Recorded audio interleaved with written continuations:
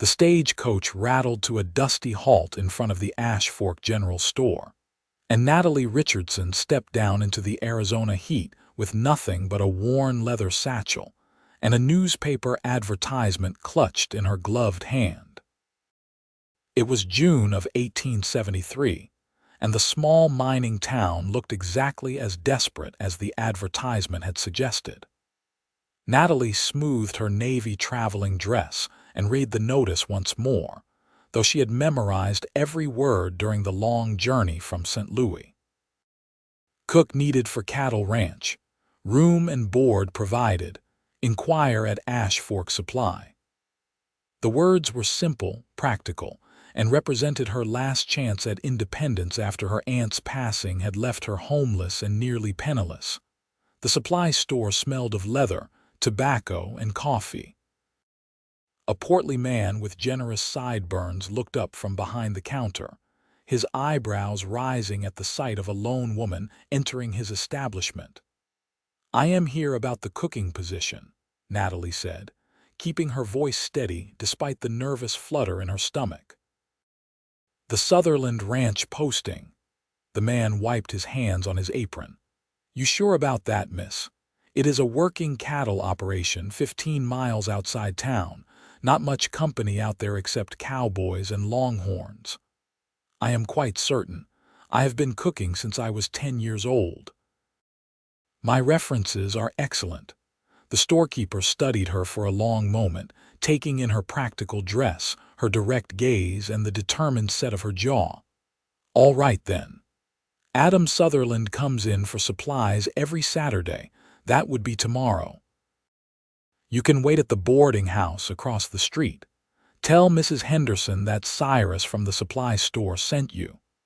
Natalie spent a restless night in a small room that overlooked Ash Fork's Main Street. Through the thin walls, she could hear the sounds of the saloon 2 buildings down, the occasional shout, the tinny piano music, the thunder of horses passing by. She lay awake wondering what kind of man would place such a brief, businesslike advertisement for something as personal as someone to cook his meals. Morning came with brilliant sunshine that already promised scorching temperatures by noon.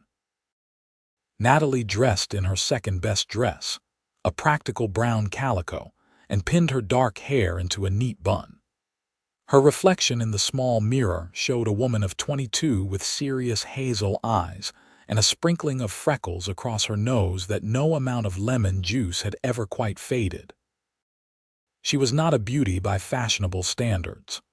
Her jaw was too strong, her figure too practical, her manner too direct. But she was capable, and in the West, that counted for more than a pretty face. She was finishing a modest breakfast in the boarding house dining room when Mrs. Henderson bustled in, her face flushed with excitement. "That would be Adam Sutherland, just rode into town. I saw him tying up his horse at the supply store. Fine figure of a man, that one.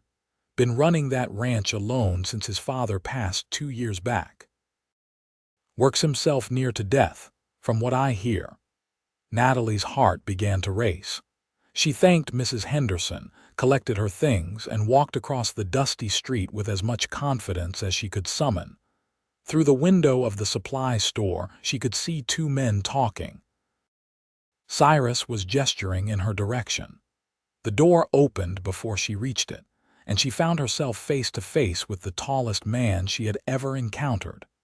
Adam Sutherland stood well over 6 feet, with broad shoulders that filled his faded blue work shirt.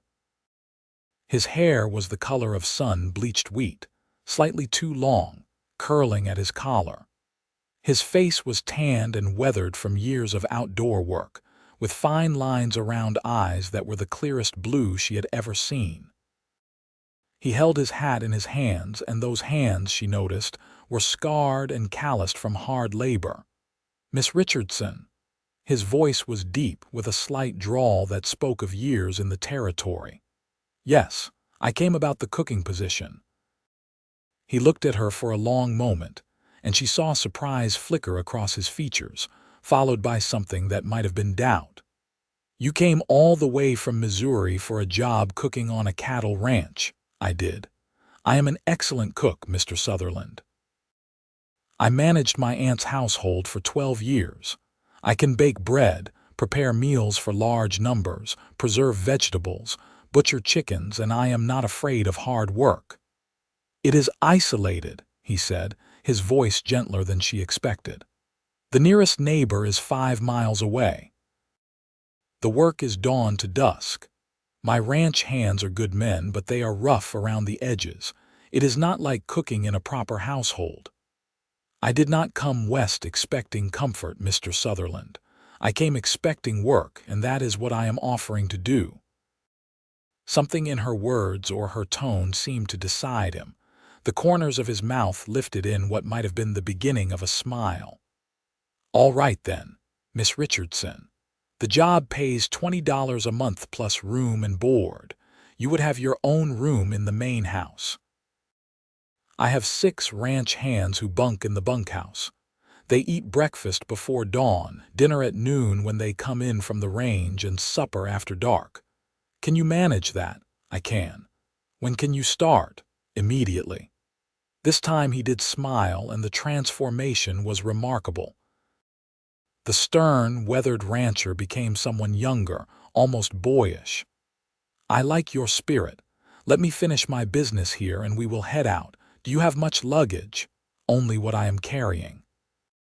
An hour later, Natalie found herself seated beside Adam Sutherland on a sturdy wagon, rolling out of Ash Fork toward a horizon of red rocks and distant purple mountains. The Arizona landscape was unlike anything she had known in Missouri.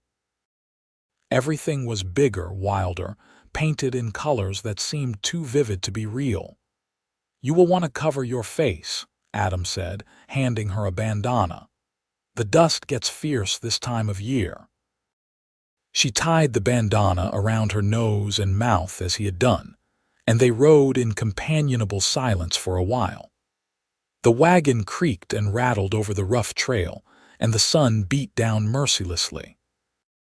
After an hour, Natalie's back was aching and her skin felt tight from the dry heat, but she refused to complain. Tell me about the ranch hands, she said finally, so I know what to expect. Adam considered this, his hands loose and easy on the reins. Well, there is Charlie, my foreman. He has been with the ranch since my father's time. Good man, steady. Then there is Miguel and his brother Roberto. They came up from Sonora 5 years ago, best horsemen I have ever seen. Young Tommy just turned 18, still learning but eager. And then there is Bear. He got the name because he is big as one and twice as stubborn, but he has a good heart. 6 men counting you, 5 hands and me. I work right alongside them, cannot afford to do otherwise. She heard something in his voice, a weariness that went beyond physical exhaustion. Has it been difficult, running the ranch alone? He was quiet for so long she thought he might not answer. Finally, he said, my father built this ranch from nothing. Came out here in '58 with a few head of cattle and a dream. By the time he died, we had 500 head and 2,000 acres. But running a ranch takes more than one man, and I have been trying to do it all. Managing the herd, keeping the books, planning the drives, and cooking terrible meals that even the dogs would not eat. He glanced at her with a wry expression. That last part is why you are here. My biscuits could be used as ammunition. Natalie laughed, surprised by his self-deprecating humor. I promise my biscuits are softer than bullets. Then you are already better than me. The Sutherland Ranch appeared as they crested a low rise. The main house was a sprawling adobe structure with a covered porch that wrapped around 3 sides. Behind it stood a barn, several corrals, a bunkhouse, and various outbuildings. Everything was neat and well maintained, speaking of pride and hard work. Beyond the buildings, the land rolled away in gentle slopes covered with tough grass and scattered juniper trees. In the distance, she could see dark shapes that must be cattle. It is beautiful, she said, and meant it. Adam's expression softened. "It is home." He pulled the wagon up to the main house and helped her down. His hands were gentle as they steadied her, and she was suddenly aware of how tall he was, how blue his eyes were in the bright sunlight. "Let me show you the house," he said, releasing her perhaps a moment slower than necessary. The inside was clean but clearly lacked a woman's touch. The furniture was sturdy and practical, the floors were swept, but there were no curtains on the windows, no rugs on the floor, no softness anywhere. The kitchen was large, with a good iron stove and ample workspace. The pantry was stocked with basics but little else. "Your room is here," Adam said, leading her down a short hallway. He opened a door to reveal a modest bedroom with a narrow bed, a dresser, and a window that looked out toward the mountains. "It is not much. It is perfect," Natalie said truthfully. After months of uncertainty and fear about her future, this simple room felt like a sanctuary. "Thank you, Mr. Sutherland." "Adam," he said, "out here we do not stand much on formality, and I will call you Natalie if that is acceptable." "It is." He showed her where everything was in the kitchen, apologizing for the disorder, though she found it no worse than she expected. "The men will be in around noon. That gives you a few hours to settle in and see what you can do with what we have. If you need anything from town, write it down and I will pick it up next week." "What do the men usually eat?" "Beans." "Beef." "More beans." "Bread when someone remembers to bake it, which is not often. Coffee strong enough to strip paint." "I think I can improve on that. I am counting on it." He hesitated at the door, hat in hand. "I am glad you came, Natalie. I hope you will be happy here." Then he was gone, and she was alone in her new home. Natalie tied on an apron she found hanging on a hook and set to work. First, she inventoried the pantry, making notes of what they had and what they needed.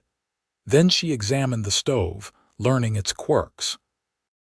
By the time she heard horses and voices outside, she had a large pot of beef stew simmering, biscuits browning in the oven, and fresh coffee brewing.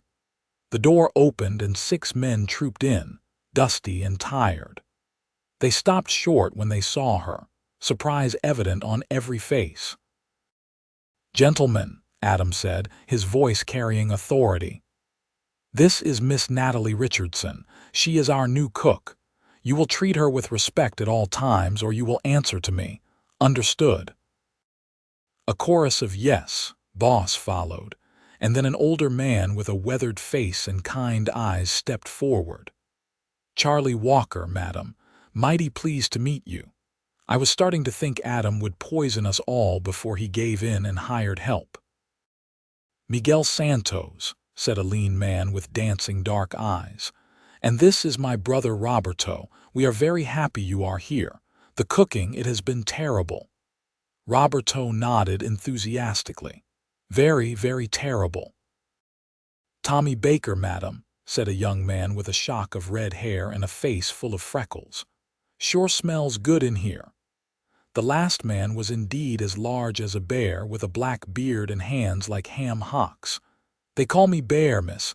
Welcome to the ranch." "Wash up," Adam ordered. "Food will be ready in 5 minutes." Natalie served the stew in thick bowls, the biscuits in a basket lined with a clean cloth, and poured coffee into tin cups. The men ate with the focused intensity of people who did hard physical labor and had been living on bad food for too long. The only sounds were spoons scraping bowls and the occasional appreciative grunt. Finally, Charlie pushed back from the table with a satisfied sigh. "Miss Natalie, that is the best meal I have eaten since Adam's mother passed. God rest her soul. If you can cook like that every day, you will have 6 devoted servants for life." "7, Adam said quietly, his eyes meeting Natalie's across the table. That night, after the supper dishes were washed and the kitchen was clean, Natalie sat on the porch and watched the sun set over the western mountains. The sky turned orange, then pink, then purple, and stars began to appear in numbers she had never seen in the city. The air was finally cooling, bringing relief from the day's heat. The screen door creaked and Adam stepped out onto the porch. "Mind if I join you? It is your porch." He settled into a chair a respectful distance away, long legs stretched out in front of him. For a while they sat in comfortable silence, watching the night deepen. "The men liked your cooking," he said finally. "They were hungry. Anything would have tasted good." "No, it was good, really good, thank you, you are welcome. It is my job. Still, I am grateful you came." He paused, seeming to choose his words carefully. "I know this is not what you expected. Coming west, working on a ranch. What made you answer the advertisement?" Natalie considered her answer. "My aunt was my only family. When she died, I had two choices. I could become a governess or a companion to some wealthy family, living on the edges of their lives, never having anything of my own. Or I could come west and build something new. I chose the new beginning. That took courage or desperation. Sometimes they look the same." He laughed, a low sound that she felt in her chest. "I suppose that is true. My father used to say that the West was built by people who were either very brave or very desperate, and most of them were both." Was he brave or desperate? Both. He came out here after the war, looking for a place where the past did not matter, where a man could build something with his own hands and it would be his, truly his. He found it here. "And you, are you brave or desperate?" He looked at her, and in the starlight, his eyes were dark and fathomless. "I am just trying to keep his dream alive. Some days I am not sure I am equal to it." There was such raw honesty in his words that Natalie felt something shift in her chest. This man, so strong and capable, carried the weight of legacy and loss. "I think you are equal to it," she said softly. "Anyone who can build and maintain what I saw today is more than equal to it. It helps to hear that. Thank you, Natalie." The way he said her name, soft and genuine, made warmth spread through her. She found herself acutely aware of him, of his presence in the darkness, of the breadth of his shoulders and the timbre of his voice. "I should get some sleep," she said, standing abruptly, suddenly nervous about the feeling stirring inside her. "Tomorrow will be another early morning." "Yes. Good night, Natalie." "Good night, Adam." The days settled into a rhythm. Natalie rose before dawn to start breakfast, feeding 6 hungry men who ate quickly and headed out to work the cattle. She spent her mornings cleaning, baking, preparing the noon dinner. The afternoons were for washing, mending, and preparing supper. It was hard work, but satisfying in ways her life in St. Louis had never been. Here, her efforts directly improved the lives of the people around her. She could see the difference in the men's faces, their energy, their spirits, and she was aware, always aware of Adam. He was different from any man she had known. He worked as hard as his hired men, never asking them to do anything he would not do himself. She saw him fixing fences under the brutal sun, breaking horses with patient skill, riding out before dawn to check on distant herds. He was quiet, thoughtful, but when he smiled, which was increasingly often in her presence, his whole face transformed. She began to notice small things. The way he always made sure she had wood for the stove. The way he brought her wildflowers in a jar, saying he thought the kitchen could use some color. The way his eyes followed her when he thought she was not looking. 3 weeks after her arrival, a dust storm rolled in from the west. Adam rushed to get the horses secured and the men back to the bunkhouse, but Natalie could see the anxiety in his movements. "What is wrong?" she asked as he came into the kitchen, his face grim. "We have about 20 head in the north pasture. Young steers, skittish. A storm like this could scatter them to hell and back. I need to ride out and move them to the near corral." "In this?" The wind was already howling, and the sky had turned an ominous brown. "I do not have a choice. Those steers represent months of work and money I cannot afford to lose." He grabbed a bandana and tied it around his face. "Stay inside. These storms can last hours." But when he opened the door, the wind slammed it back against the wall with a crack. Dust boiled into the kitchen, blinding and choking. Natalie rushed to help him close the door, and they leaned against it together until the latch caught. "You cannot go out in that," she said, coughing. "You will get lost and die. I have to try." "No." She grabbed his arm, surprising herself with her vehemence. "Those cattle are not worth your life." He looked down at her hand on his arm, then up at her face. "They are all I have, Natalie. This ranch is all I have." "That is not true," she said, and realized as she spoke that she meant it deeply. "You have people who depend on you. People who care about you." Her voice dropped to a whisper. "I care about you." The air between them seemed to crackle with more than just electricity from the storm. Adam reached up slowly and tucked a strand of hair behind her ear, his calloused fingers gentle against her cheek. "Do you?" he asked, his voice rough. "Do you care about me, Natalie?" "Yes," she breathed. "I do." He kissed her then, softly at first, a question more than a demand. She answered by rising on her toes and wrapping her arms around his neck, pulling him closer.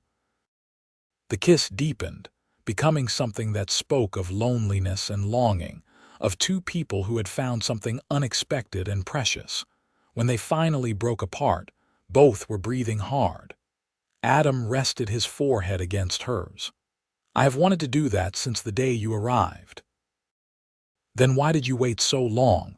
"Because you work for me. Because I did not want to make you uncomfortable. Because I was afraid you did not feel the same." He pulled back to look at her, his hands framing her face. "Natalie, I know this is fast, maybe too fast, but I need you to know. You are not just my cook. You have become so much more. You have made this house a home again. You have made me remember what it is like to have something to look forward to at the end of the day." Tears pricked her eyes. "I came here looking for work, for security. I did not expect to find this. To find you." The storm raged outside for 3 hours, but inside, Natalie and Adam sat together in the parlor, talking about everything and nothing. She learned about his childhood, about losing his mother to fever when he was 16, about trying to live up to his father's legacy. He learned about her solitary life with her aunt, her dreams of adventure, her secret love of reading novels that her aunt had considered frivolous. By the time the storm passed, and the world emerged dusty but intact, something had fundamentally changed between them. When Adam went out to check on the cattle, he kissed her goodbye as naturally as if they had been doing it for years. And when he returned at dusk to report that the steers had sheltered in a canyon and were all accounted for, she greeted him with a kiss that felt like coming home.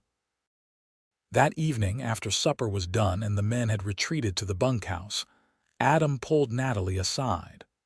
"Walk with me." They strolled away from the buildings, toward a small rise that overlooked the ranch. The evening was cool and clear, the storm having swept away the oppressive heat.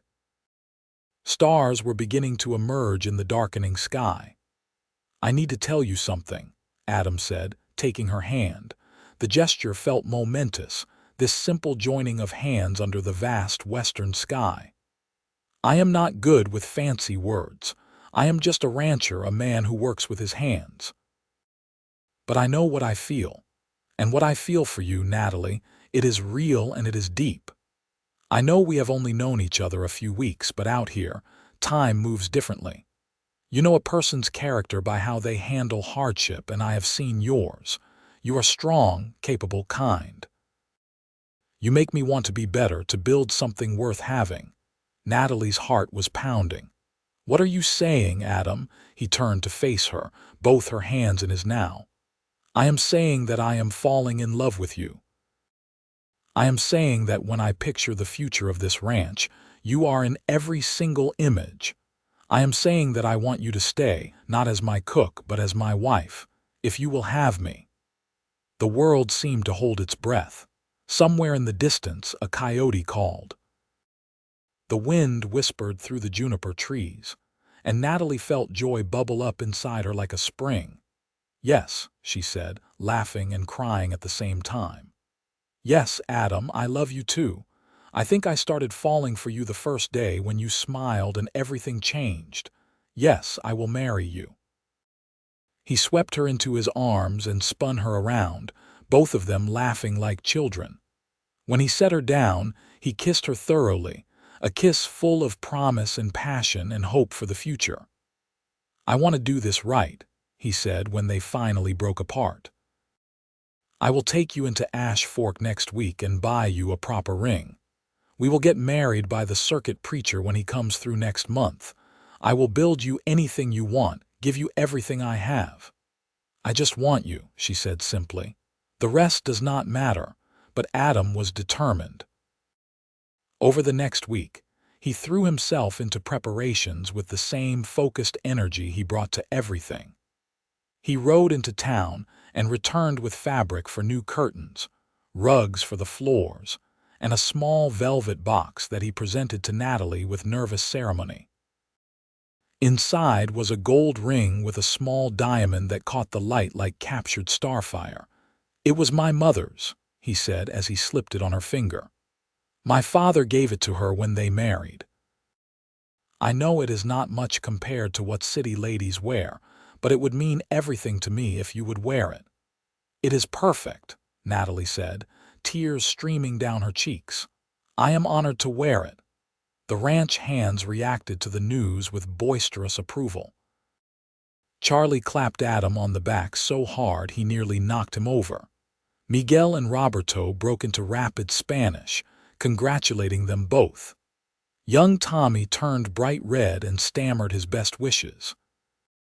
Bear picked Natalie up in a gentle bear hug and declared that she was the best thing to happen to the ranch since Adam had bought the new breeding bull. The weeks, until the wedding, passed in a blur of preparation and work and stolen moments together. Adam took Natalie riding in the evenings, showing her the ranch boundaries, the secret places where water pooled in hidden canyons, the overlooks with views that stretched for miles. They talked about everything, learning each other's hearts, building the foundation of a life together. Natalie learned that Adam was more educated than he let on, that he read philosophy and poetry in the quiet hours before dawn. He learned that she had a mischievous sense of humor and could match him wit for wit when the mood struck her. They discovered they both loved thunderstorms, both dreamed of traveling to San Francisco someday, both wanted a house full of children. "How many?" Adam asked one evening as they sat on the porch, his arm around her shoulders. "Children. I always thought 4 would be nice. Enough to be a real family, but not so many I lose track of them. 4 sounds perfect, though knowing my luck, they will all be daughters who will have me wrapped around their little fingers, or sons who will want to learn everything from their father and follow him everywhere. Or both." He kissed her temple. "Whatever we are blessed with, I will be grateful." The circuit preacher arrived on a Tuesday in late July. Reverend Thomas was a weathered man who rode from settlement to settlement, bringing religion and matrimony to the scattered communities of the territory. He agreed to perform the ceremony on Friday, giving people time to prepare. Mrs. Henderson from the boarding house arrived the day before with 3 other ladies from Ash Fork. They descended on the ranch house with fabric, needles, and determination, helping Natalie finish the dress she had been sewing in secret. It was simple, cream-colored cotton with lace at the collar and cuffs, but when she put it on Friday morning, the ladies declared her beautiful. The ceremony took place in the yard between the house and the barn, under a merciless blue sky. Someone had strung bunting, and wildflowers filled every available container. The ranch hands stood in a row, cleaned up and wearing their best clothes. A few neighbors had ridden in, curious to meet the woman who had caught Adam Sutherland's heart. Adam stood near the porch in a new black suit, his hair neatly trimmed, his eyes fixed on the house. When Natalie stepped out, walking toward him across the dusty yard, she saw his expression transform into something like wonder. Charlie gave her away, since she had no family present. As she took Adam's hand and they turned to face Reverend Thomas, she felt an overwhelming sense of rightness. This was where she was supposed to be. This man was who she was meant to find. The ceremony was simple and heartfelt. When the Reverend pronounced them man and wife and Adam kissed her, the assembled group erupted in cheers. Someone fired a gun in the air, making Natalie jump and then laugh. Adam held her hand tightly, his smile brighter than she had ever seen it. The celebration lasted into the night. Neighbors had brought food and a fiddler played dancing tunes. Natalie danced with Adam, with Charlie, with all the ranch hands. She was whirled around until she was dizzy and laughing, her face flushed with happiness and heat. Finally, as the stars wheeled overhead and the party began to wind down, Adam took her hand. "Come with me," he said quietly. He led her into the house, into their bedroom, and closed the door on the celebration outside. In the lamplight, he looked at her with such love and desire that she felt breathless. "Mrs. Sutherland," he said, testing the words. "My wife. My husband," she replied and reached for him. Their wedding night was tender and passionate, a discovery of each other that left them tangled together in sheets, whispering promises and dreams. Adam was gentle and patient, making sure of her comfort, her pleasure. And Natalie found joy in the giving and receiving, in becoming one with this man she loved. Afterward, as they lay wrapped in each other's arms, Adam said softly, "I never thought I would find this. After my parents died, I thought I would just work the ranch until I wore out and that would be enough. But you changed everything. You made me remember that life is supposed to be about more than just survival. You gave me hope again." Natalie pressed a kiss to his chest, right over his heart. "You gave me a home, a real home for the first time in my life. You made me feel valued and cherished. You made me believe I could be more than what the world expected me to be. You are everything," he said fiercely. "Everything to me." The months that followed were the happiest of Natalie's life. She settled fully into her role as mistress of the ranch, not just cooking but helping Adam with the account books, offering opinions on ranch business that he genuinely valued. When buyers came to look at cattle, she served coffee and her famous biscuits, charming them into paying better prices. The house transformed under her care. She planted a garden that thrived despite the harsh climate, bringing fresh vegetables to the table. She sewed curtains and cushions, adding softness and color to every room. She painted the kitchen a cheerful yellow and convinced Adam to help her build shelves for the books she ordered from catalogs. The ranch hands became like family. Charlie taught her to ride well enough to accompany Adam on short trips around the property. Miguel and Roberto taught her Spanish, laughing good-naturedly at her accent. Young Tommy brought her sketches he had drawn, shyly asking her opinion. Bear carved her a beautiful wooden box for her recipes. As autumn arrived, painting the landscape in golds and reds, Natalie began to suspect she might be pregnant. She waited until she was certain, confirmed by the doctor on one of their trips to Ash Fork, before telling Adam. She chose a quiet evening after supper was done, and they were sitting together on the porch as had become their habit. "I have something to tell you," she said, taking his hand. He looked at her, concerned by her serious tone. "What is it? Are you all right?" "I am more than all right." "Adam, we are going to have a baby." For a moment, he just stared at her, the words seeming not to register.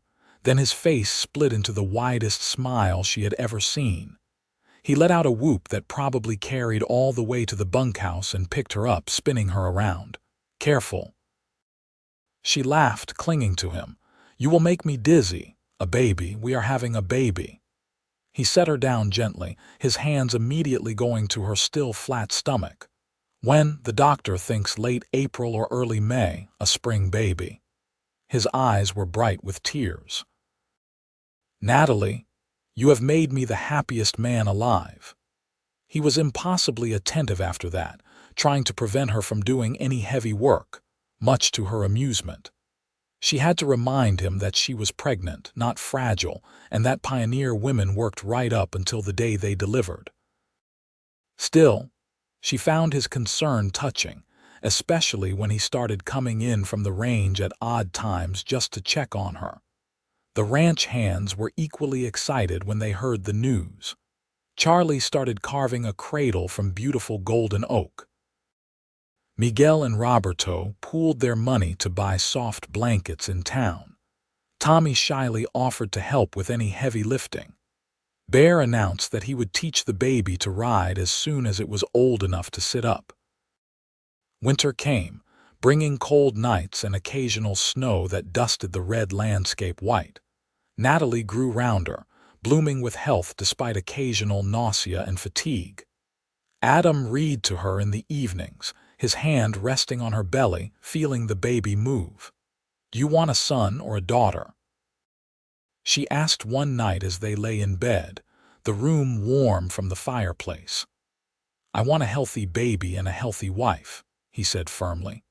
"Boy or girl, it does not matter, though I will admit I have been picturing a little girl with your eyes and your determination.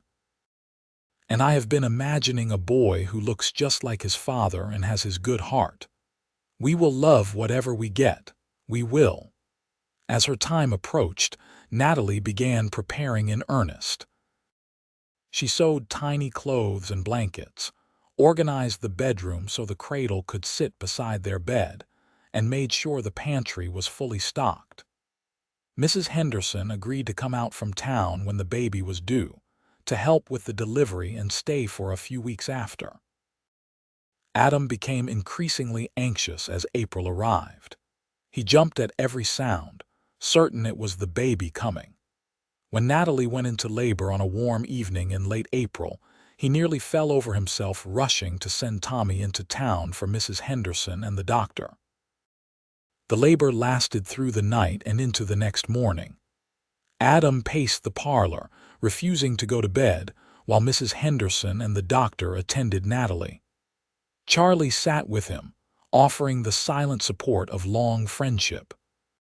Finally, as the sun climbed toward noon, a baby's cry pierced the air. Adam nearly broke down the bedroom door in his haste to get inside. "You have a son," Mrs. Henderson announced, beaming. "A healthy baby boy." Natalie lay exhausted but glowing in the bed, holding a tiny bundle wrapped in one of the blankets Miguel and Roberto had bought. Adam approached slowly, almost reverently, and looked down at his son for the first time. The baby had a shock of light hair and his eyes were screwed shut as he wailed his displeasure at the world. His tiny fists waved in the air, and he had a set of lungs that promised he would have no trouble making his needs known. "He is perfect," Adam whispered, tears streaming down his face. "He is absolutely perfect." Natalie smiled tiredly up at her husband. "Do you want to hold your son?" With exaggerated care, Adam took the baby into his arms. The child quieted almost immediately, perhaps recognizing his father's heartbeat from all the nights Adam had talked to him through Natalie's belly. Adam sat on the edge of the bed, gazing at his son with naked adoration. "What should we name him?" Natalie asked. They had discussed names endlessly, never quite settling on one they both loved. But looking at his son, Adam knew immediately. "James, after my father. James Robert Sutherland, James," Natalie repeated, tasting the name. "It is perfect. Hello, James. Welcome to your home." The next weeks passed in a blur of sleepless nights and endless wonder. James proved to be a healthy baby with an appetite that kept Natalie constantly feeding him. Adam was a devoted father, getting up with them in the night, changing diapers without complaint, rocking his son for hours when the baby was fussy. The ranch hands treated James like their collective nephew. Charlie finished the cradle and then started on a rocking horse for when the boy was older. Miguel carved a set of small wooden animals as toys. Roberto sang Spanish lullabies that seemed to soothe the baby when nothing else would. Tommy drew pictures of the ranch to hang in the nursery. Bear carved a small wooden horse that James could not possibly appreciate yet, but which would be treasured for years to come. As summer arrived, and James grew into a chubby, happy infant, life on the ranch settled into a new rhythm. Natalie learned to work with the baby on her hip or sleeping in a basket nearby. Adam took breaks from ranch work to spend time with his son, teaching him about cattle and horses, despite the fact that James could barely focus his eyes. One evening in late June, as they sat on the porch with James sleeping between them in the cradle, Adam took Natalie's hand. "Are you happy?" he asked, deliriously happy. "Are you?" "More than I ever thought possible." He looked out over his land, at the cattle grazing in the distance, at the buildings that housed his workers and his livelihood. "I have been thinking about the future, about what happens as James grows up, and maybe if we are blessed with more children. I want to expand the ranch, build it into something that can support a family for generations. I want to prove that my father's dream was worth it, that what we build here matters." "It already matters," Natalie said softly. "Look at what you have created. Not just the physical ranch, but a community. The men who work for you, they are not just employees. They are loyal because you treat them well, because you lead by example. This place, this life, it means something. You always know what to say. I am just telling you the truth." "You are an extraordinary man, Adam Sutherland, and I am grateful every day that I answered your advertisement." He laughed. "Best decision I ever made placing that ad, though I will admit I was not expecting anyone like you to respond. I thought I would get some frontier woman used to hardship, not a refined lady from St. Louis. This refined lady needed the frontier more than she knew. I needed you more than I knew." He leaned over the sleeping baby to kiss her, soft and sweet. "We make a good team, the best." The years flowed by like water, bringing changes and growth. James grew into a sturdy toddler with his father's blue eyes and his mother's determination. At 2, he was already tagging along after Adam, wanting to help with everything. At 3, he could sit a horse with his father holding him, shrieking with delight. When James was 4, Natalie found herself pregnant again. This time, a daughter joined the family, dark-haired and serious from birth. They named her Caroline Grace, and she was the apple of every eye on the ranch. James took his role as big brother seriously, always protective of his baby sister. The ranch prospered under Adam's management and Natalie's steady influence. They bought adjoining land from a neighbor who moved back east, expanding their holdings. The herd grew to over 1,000 head. They hired more hands and built a second bunkhouse. Adam's cattle became known throughout Arizona for their quality. Natalie established herself as an integral part of the community. She started a school for the ranch children, and those from neighboring spreads, teaching them reading, writing, and arithmetic in a corner of the barn that Adam converted into a classroom. She organized social gatherings that brought isolated ranching families together. She became known for her kindness, her practical wisdom, and her excellent cooking. When Caroline was 3, twin boys arrived, causing chaos and joy in equal measure. Thomas and William were identical and completely opposite in temperament. Thomas was quiet and thoughtful. William was loud and adventurous. Adam joked that they would need to expand the house just to contain the energy, and expand they did. Adam added on to the ranch house, creating more bedrooms, a larger kitchen, a proper dining room. The house became the heart of not just their family but the entire ranch community. Sunday suppers became a tradition, with all the ranch hands joining the family for a meal and conversation. Charlie eventually retired from active ranch work, though he stayed on as an advisor and beloved uncle to the Sutherland children. Miguel married a widow from town and brought her to live in a small cottage they built on ranch land. Roberto followed suit a year later. Tommy grew into a capable young man and eventually became foreman when Charlie stepped down.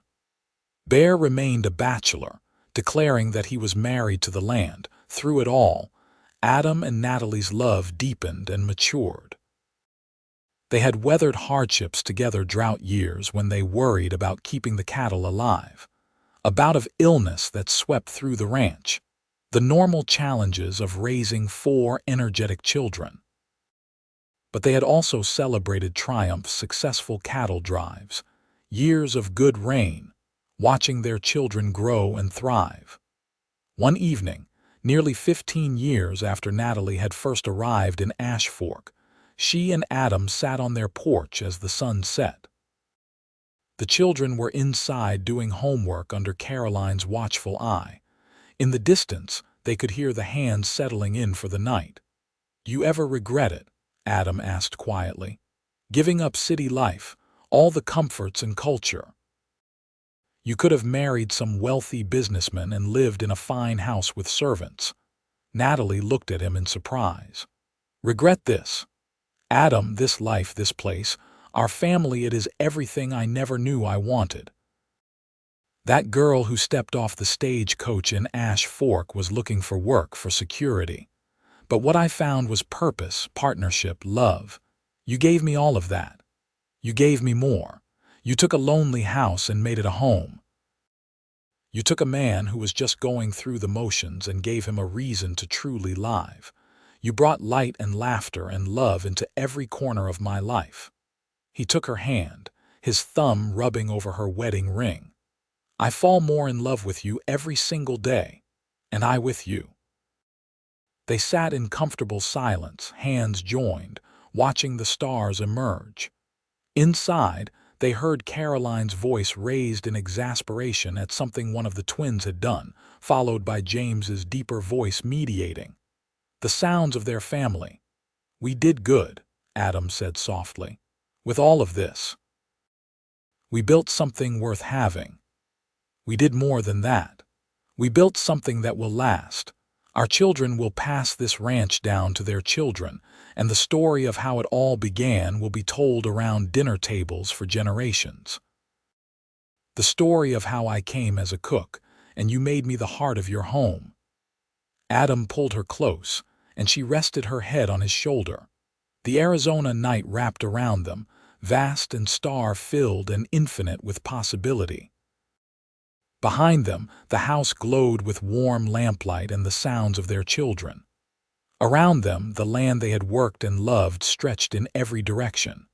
Before them, years still to come, adventures still to have, love still to share. To think it all started with a newspaper advertisement, Natalie mused. Best 20 words I ever wrote. What will you tell our grandchildren someday, when they ask how we met? The truth. That I was desperate for a cook who could make decent biscuits, and instead, I found the love of my life. That sometimes the things we think we need are nothing compared to what we actually receive. That you came to me as a stranger and became my everything. Natalie lifted her head to look at him, this man who had given her the world. That is a good story. It is the best story, and it is ours. He kissed her then, soft and sweet and full of promise, just as he had that first time during the dust storm so many years ago. And Natalie kissed him back, pouring into it all her love, all her gratitude, all her joy at the life they had built together. Inside, James called that supper would be ready soon. Caroline was teaching the twins a song. The sounds of home, of family, of a life well lived filled the air. Adam and Natalie stood, hands still joined, and walked back into their house, into the warmth and light, into the heart of everything they had created together. The years continued to unfold with the steady rhythm of ranch life. James grew into a young man who was the image of his father, tall and broad-shouldered with the same steady blue eyes and quiet competence. At 18, he was already taking on significant responsibility for the ranch operations, riding out to check distant pastures, negotiating with buyers, managing the seasonal hands who came for roundup and branding. Caroline, at 14, had her mother's practical intelligence and her father's determination. She helped Natalie with the younger children, kept the ranch books with meticulous care, and had recently expressed interest in becoming a teacher. She spent her free time reading every book she could get her hands on, dreaming of one day attending the new territorial university. The twins, Thomas and William, were 12, and a constant source of both frustration and entertainment. Thomas had developed a gift with horses, able to gentle even the most skittish animals with patience and soft words. William had his heart set on adventure, talking constantly about seeing California, about riding with the Texas Rangers, about anything that involved leaving the ranch, much to Adam's consternation. "He will settle," Natalie assured her husband one evening as they discussed William's latest scheme. "He is young. He needs to spread his wings a bit before he realizes that home is where he wants to be." "And if he realizes he wants something else entirely," Adam asked, worry evident in his voice, "then we will love him just the same. Adam, we raised our children to be capable and independent.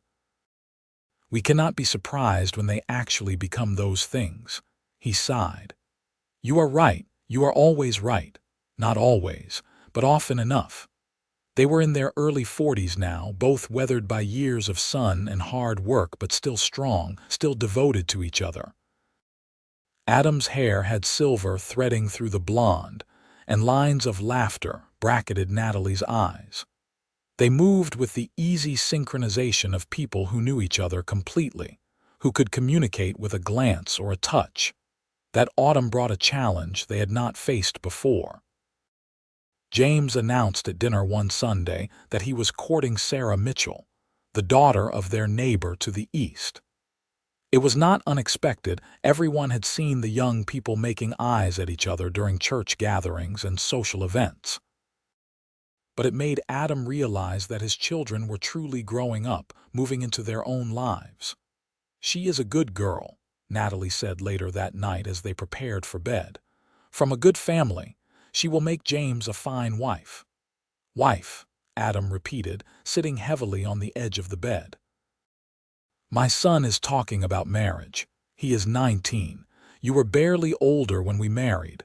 That was different." How, he could not quite articulate it, the strange mix of pride and loss he felt at watching his children grow up in a way. It just was. Natalie sat beside him and took his hand. "Adam Sutherland, you are a wonderful father. You raised that boy to be strong and capable and ready to build a life of his own. That is success, not failure, and he is not going anywhere. He loves this ranch as much as you do. He will bring Sarah here. They will build their own home on the property, and someday they will give us grandchildren who will run through these same halls." "Grandchildren," Adam said, the word settling something in his chest. "I suppose I am old enough for that. We are old enough for that. And I am rather looking forward to it, babies to cuddle without the responsibility of raising them." He laughed and pulled her close. "How did I survive before you? Barely, and with terrible cooking. That too." James married Sarah the following spring in a ceremony that rivaled Adam and Natalie's for joy and celebration. The young couple moved into a newly built house on the eastern portion of the ranch, close enough to be part of the family but far enough to have their own space. Sarah proved to be as capable as James, a true partner in the work of ranching.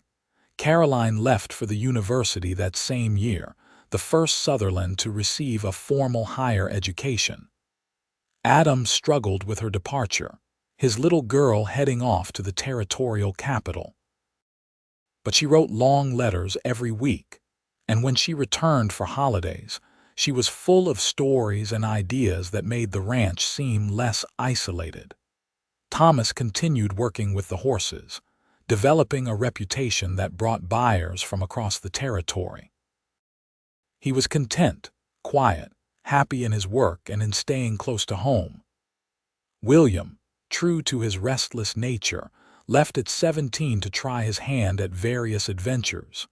He sent letters from California, from Nevada, from Colorado, each one full of colorful tales and promises to return soon.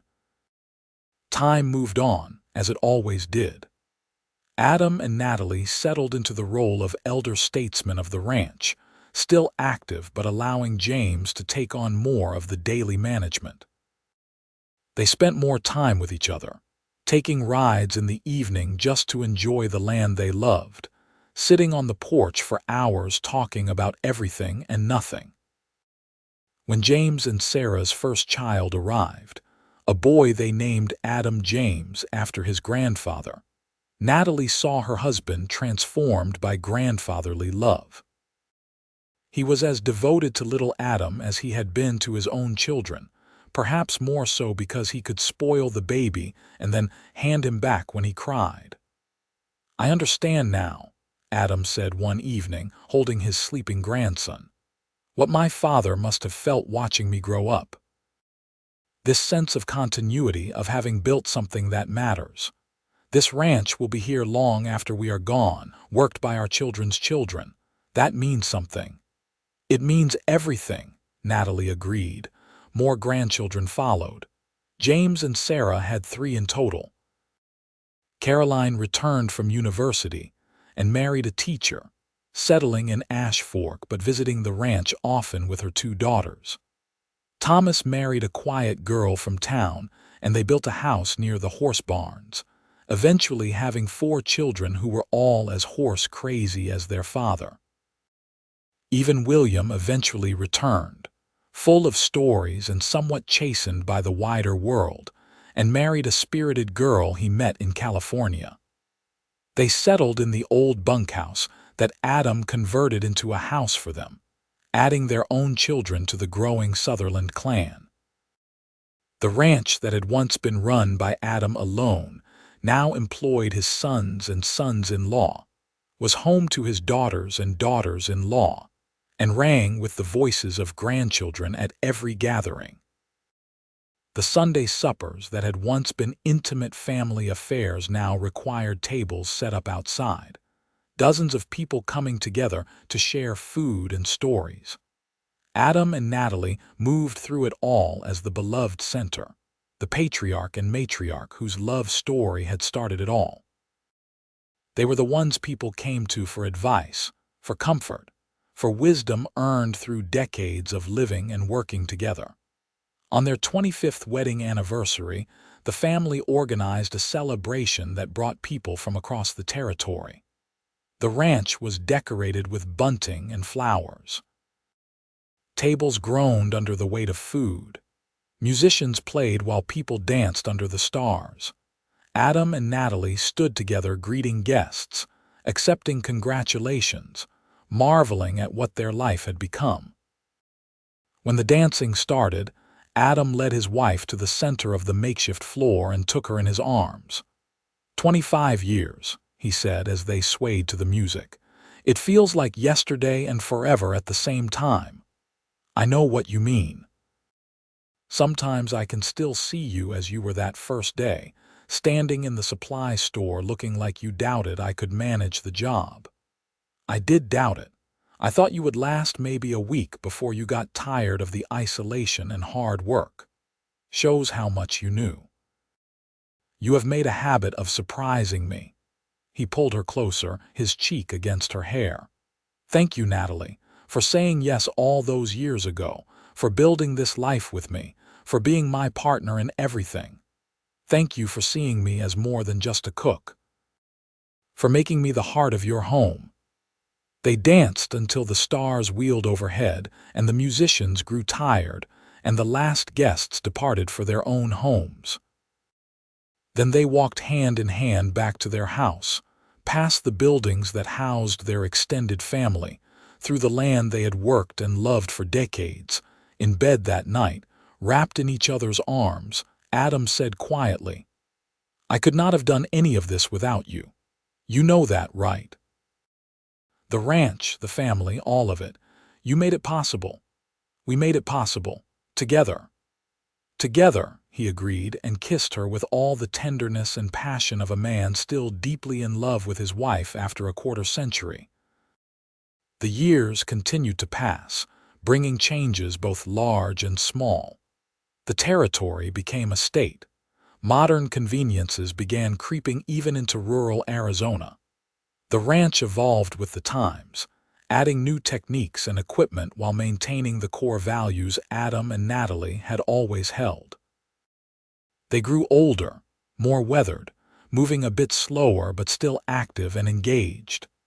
Adam still rode out to check the herd, though now he took one of his grandsons along. Natalie still cooked for large family gatherings, though she had taught the next generation all her recipes and secrets. One evening, as they approached their 30th anniversary, they sat on the porch as the sun set. Adam was nearly 60 now, his hair more silver than gold, his face deeply lined by sun and age. Natalie was 52, her dark hair threaded with gray, her hands showing the work of decades of cooking and managing a household. But when they looked at each other, they still saw the young people who had fallen in love during a dust storm. "You remember the day I arrived?" Natalie asked. "How nervous I was, how determined to make a good impression. I remember thinking you looked like a strong wind would blow you away. I could not imagine how someone so slight could manage the work. And now I know you are the strongest person I have ever met. You built an empire with me, raised 4 amazing children, helped create a legacy that will last for generations. You are remarkable. We are remarkable. Together. Always together." As the sun finally sank below the horizon and the stars began their nightly dance, they sat in comfortable silence. Around them, the ranch settled into evening routines. In the distance, they could hear children playing, the sounds of home, of family, of a life well lived. "What do you think the future holds?" Natalie asked. "For the ranch, for the family, I think the future is in good hands. Our children and grandchildren know the value of this land, of this life. They will keep it going, keep it growing. And someday, they will sit on this porch with their own spouses and marvel at how far they have come. And they will tell stories about us. I hope so. I hope they tell the story of how a desperate rancher placed an advertisement for a cook, and a brave woman answered it, and together they built something that mattered." Natalie leaned her head on his shoulder, and he wrapped his arm around her. They sat that way as darkness fell completely, and the vast desert sky revealed its full glory of stars. 2 people who had found each other against the odds, who had built a life and a legacy through hard work and unwavering love. "No regrets?" Adam asked softly. "Not a single one. You?" "Only that I did not place that advertisement sooner. But then again, the timing was perfect. You came exactly when you were supposed to, when we both needed each other most." "Meant to be," Natalie whispered. "Meant to be," he agreed. They sat under the stars, surrounded by everything they had built together, and felt the deep contentment of a life lived fully and well. The cook had indeed become the heart of his home. And in doing so, she had found her own heart's home as well, in this wild land, with this remarkable man, building something that would outlast them both. The future stretched ahead of them still, more years to enjoy together, more grandchildren to watch grow, more sunsets to witness from this beloved porch. But in this moment, they had everything they needed. Each other, their family, their land, and the knowledge that their love story would echo through generations. And in the house behind them, a grandchild asked her mother, "Tell me again about how Grandma and Grandpa met." And the story was told once more, of courage and chance, of advertisements and arrival, of a cook who became the heart of a cowboy's home, and how their love had built an empire in the Arizona desert.